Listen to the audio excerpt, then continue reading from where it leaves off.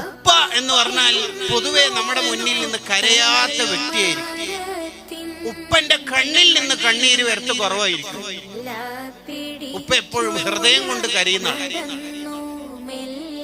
എന്റെ മോനിക്ക് ആ ഇഷ്ടപ്പെട്ട ടോയ്സ് വേണം, ചോക്ലേറ്റ് വേണം, ഡ്രസ്സ് വേണം എന്ന് പറഞ്ഞിട്ട് വാങ്ങിക്കൊടുക്കുന്ന ഉപ്പമാർ പലപ്പോഴും ജീവിതത്തിൽ സുഖം അനുഭവിക്കാത്തവരായിരുന്നു.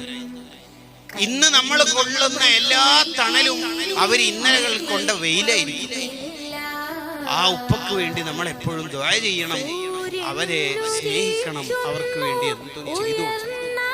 അവർക്ക് കൊടുത്ത ഒരു കാര്യം ആരോടും പറയരുത്. അങ്ങനെ പറയാൻ പറ്റും. ഭാര്യനോടൊക്കെ പറയുന്ന ആൾക്കാരൊക്കെ ഉണ്ട്. ഞാന് നിനക്ക് ഇന്ന് ക്യാഷ് തരണം എന്ന് വിചാരിച്ചതാണ്, പക്ഷെ ഉപ്പാക്ക് അർജന്റായിട്ട് കുറച്ച് ക്യാഷ് വേണമെന്ന് പറഞ്ഞ് ഞാൻ കൊടുത്തു. അയ്യേ, എന്താടാ ഈ പറയണത്? ഉപ്പക്ക് കൊടുത്തത് ഭാര്യനോട് പറയാനാ? എന്തൊരു നാണക്കേടാണ്. ഉപ്പക്കും ഉമ്മക്കും ചെയ്തു കൊടുത്ത ഒരനുഗ്രഹം പോലും ജീവിതത്തിൽ മിണ്ടാൻ പാടില്ല എന്നാ ഇമാം ഗസാലി റളിയല്ലാഹു അൻഹു പറഞ്ഞു.